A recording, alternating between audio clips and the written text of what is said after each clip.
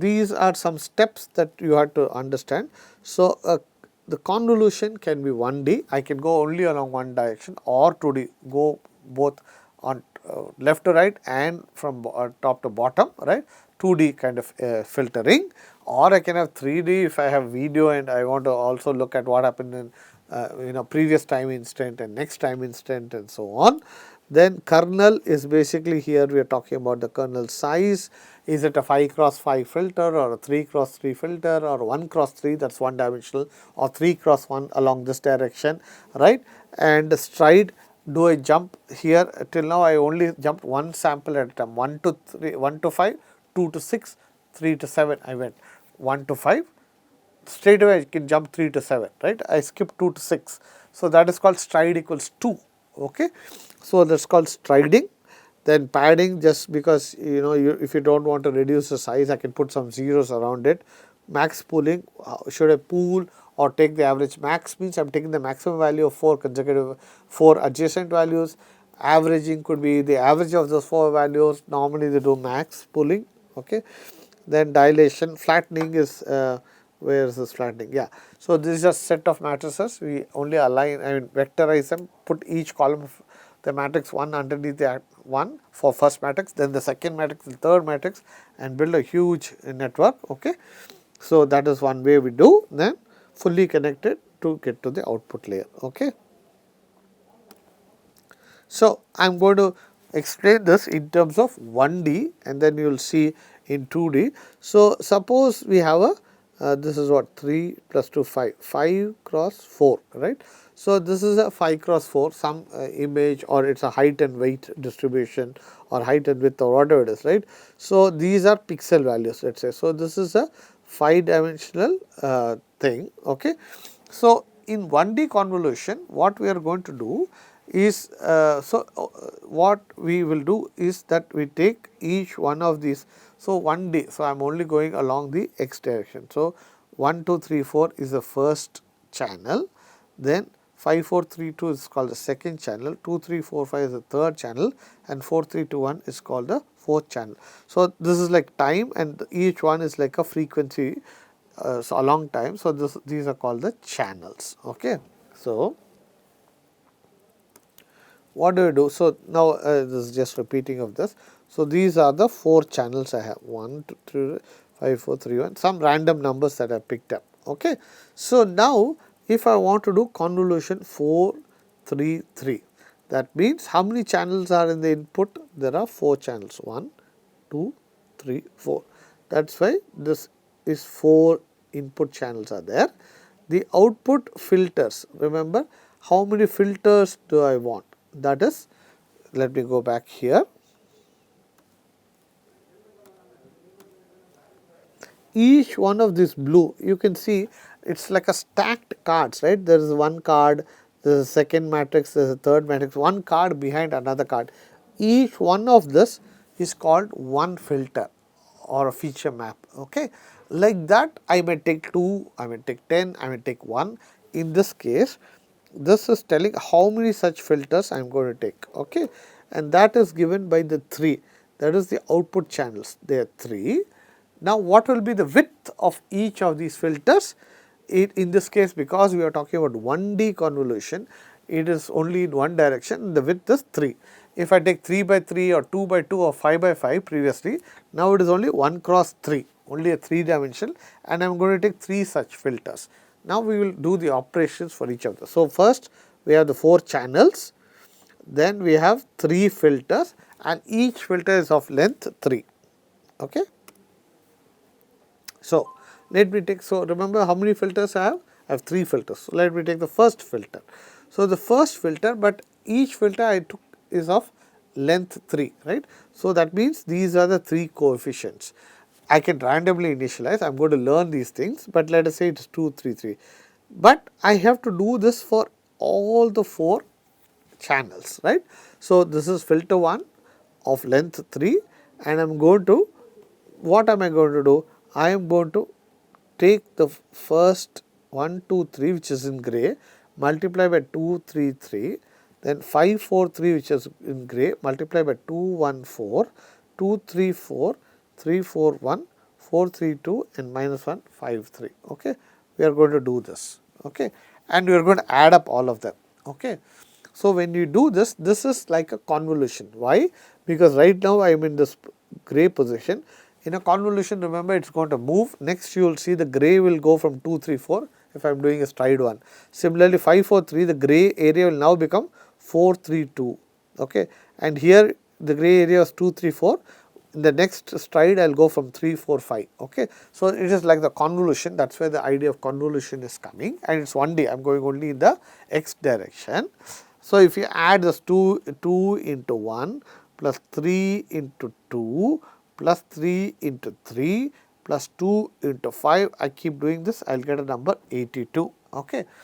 This is for the first location. Now, I have to move the filter. Remember, I am going to do convolution, and this is only for the first filter. I will have to come to the second and third later. Okay. Now, I am going to move. So, now the gray area got lighted up at a different place. The filter coefficients are not going to change. That is still remaining the same. If you look at the previous guys, 2 3 3 2 1 4, it remains same, right. Only the gray area is going to change. All right. That is why I am moving. I am doing the convolving operation. Now, again I do 2 into this gray 2, 3 into this gray 3, 3 into this gray 4, then for this channel 2 into 4, 3 into 1, and now I get another number 72, sorry, right, 79, right.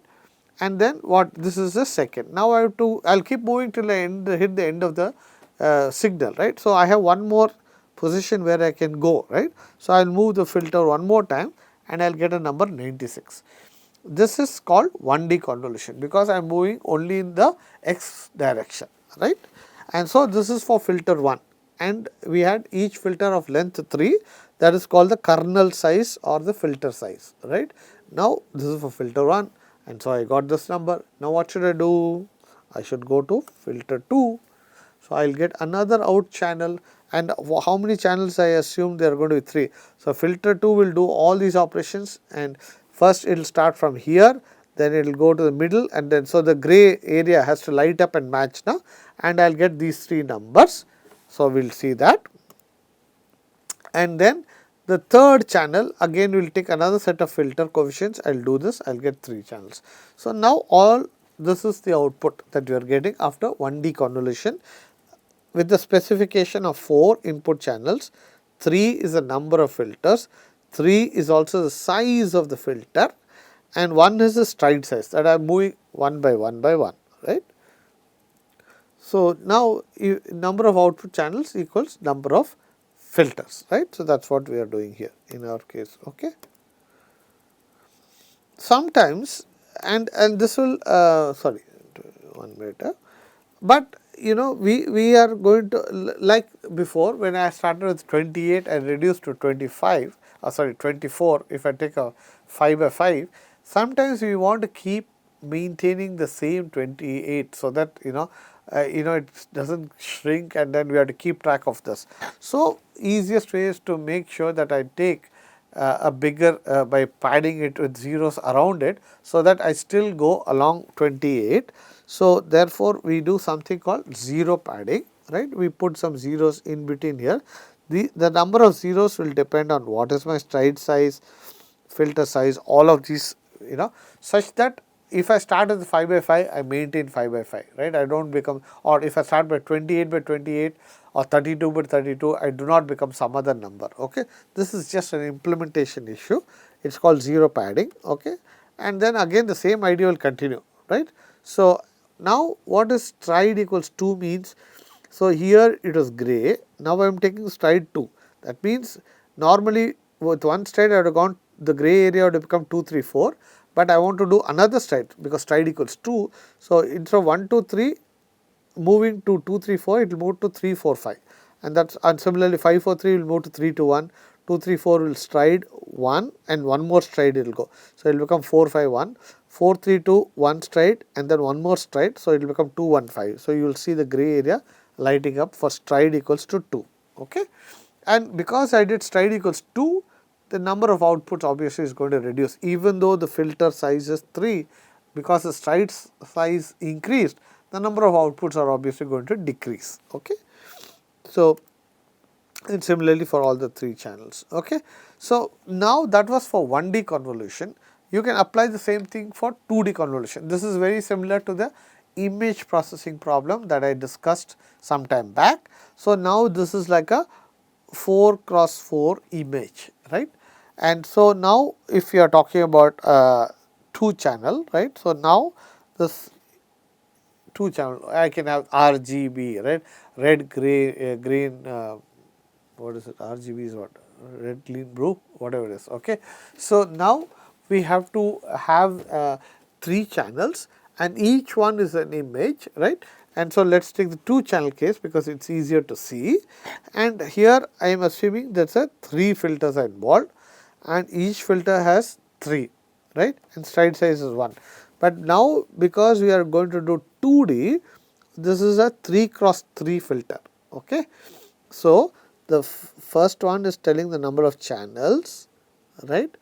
The second one is telling the filter, number of filters. So, this number will become filter 1, filter 2, filter 3, that is what this is saying. The third one is the size of each filter. This is 3 cross 3, 3 cross 3, each one for a different channel. So, filter 1 itself will have 3 cross 3 for channel 1, 3 cross 3 for channel 2. Okay. And so, filter 1 will give me A1 plus V1. So, I will multiply this gray area with this, get one number. I will multiply the second channel, second filter with the filter 1, second channel, and second channel get number 2 and put it here. Now, I have to stride, let us say stride equals 1. So, now I will move to the left or right or down. So, let us say stride equals 1. So, now the gray area will be 2, 3, 4, 4, 1, 5, 7, 9, 2, and again the same filter coefficients. So, that will become like this. I will get number here and I will add up. Then I can go down. I mean, I can also go down here, right. Now, I move down, right. So, 1, 2, 3 will move down to 2, 4, 1 and 4, 7, 9 and 5, 6, 5, and so it will add up here. That is what you are going to get here. Okay. And A3 and B3, and then finally A4 and B4. This is now going to be what is called 2D convolution. Okay. And similarly, I can do for filter 2. Remember, we started with 3 filters, right. So, similarly, second filter and the third filter. Okay. And max pooling is taking the max of this. Okay, I have discussed this. So, if I look at 1, 2, 4, what is the max of this? 4, right. Similarly, if I look at this, 5 is the maximum, right. So, similarly here 2, 15, 2, 5, 15 is the maximum. So, that is called max pooling. And 0 padding is essentially going to be a combination of zeros around, so that we basically don't we get the same kind of output and input measurement. I mean, sizes remain almost same. That is one aspect.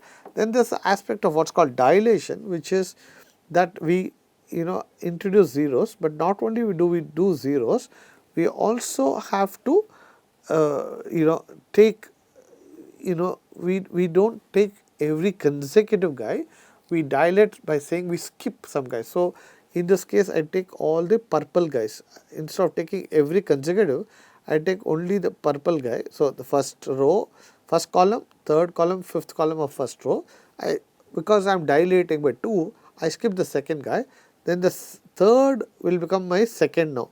So, this again I skip this, again skip the whole thing, then this, or so basically every alternate guy gets skipped. Okay. So, this is called dilation too. Okay.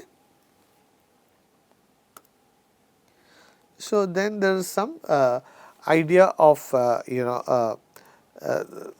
2D convolution. So, 3D I mean the relationship between padding, dilation, stride size, kernel size, all that will tell you what will be the output of the matrix at the after doing all of this. I can also do 3D convolution. What is 2D now was x and y, but I can also go along time or something. Suppose you are having video, so sequence of images are coming. I can apply the same concept for 3D also. Okay, I started 1D, 2D, and 3D. Now, what is very important is I am also going to be looking at we will see later. Remember, I talked about sequence to sequence modeling, and therefore the RNNs kept track of the history. But RNN is what we call as auto-regressive. So it, first one guy has to get over, then it feeds the output to the next guy, and then it goes to the next guy, and so on. So it is sort of a sequential operation, and that is always time consuming, and it slows down a lot. So convolution normally can be parallelized. Okay, so this is more an implementation issue.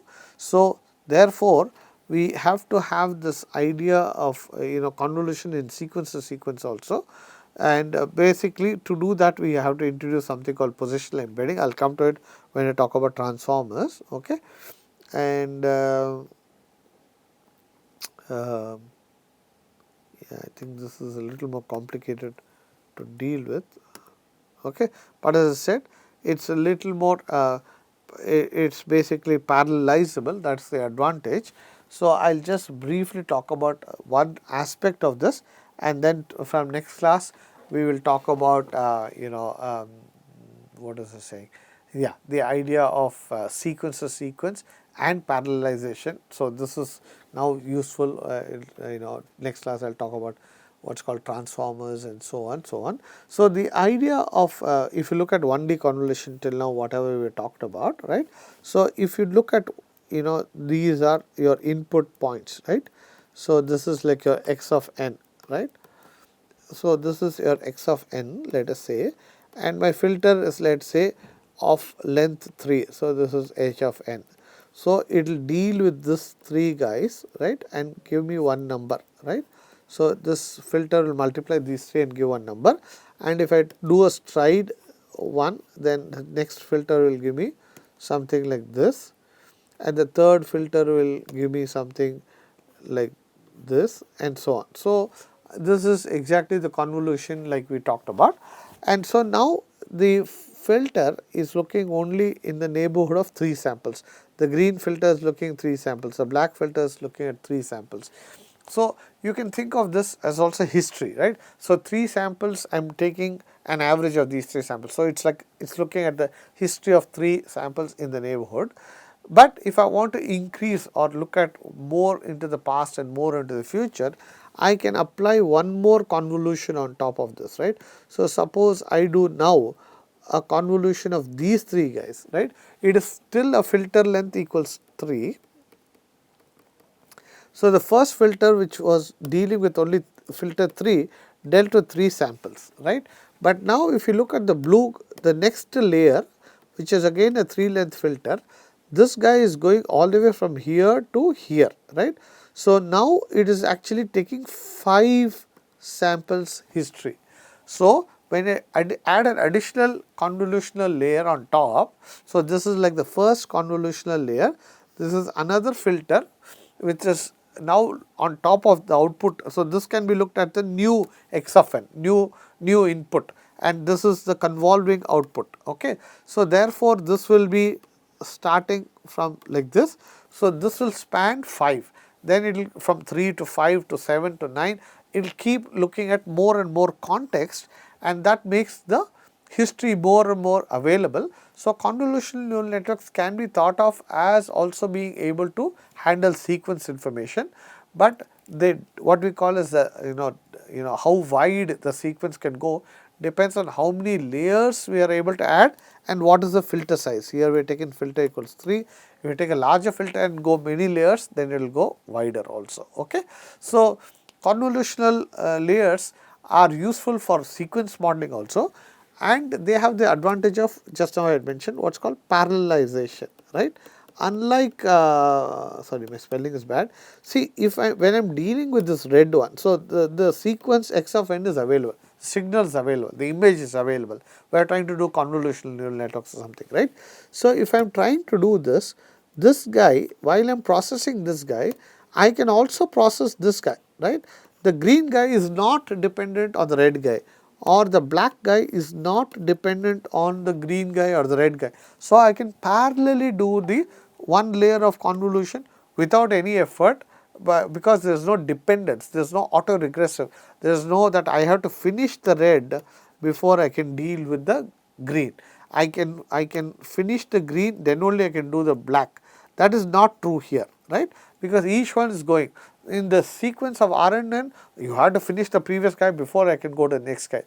That kind of requirement is not there, and therefore we can parallelize and still have a history. So convolutional neural networks are also used in sequence modeling. Okay, so this is where I will stop, and tomorrow or next lecture we will talk about how it is used, how actually this idea started, the idea of how to parallelize, because if I do sequentially it is so slow. For example, even Google, for today's world, when they train for example speech models, they take something like 27 days, 30 days, almost a month with all their powerful GPUs, because there is so much data.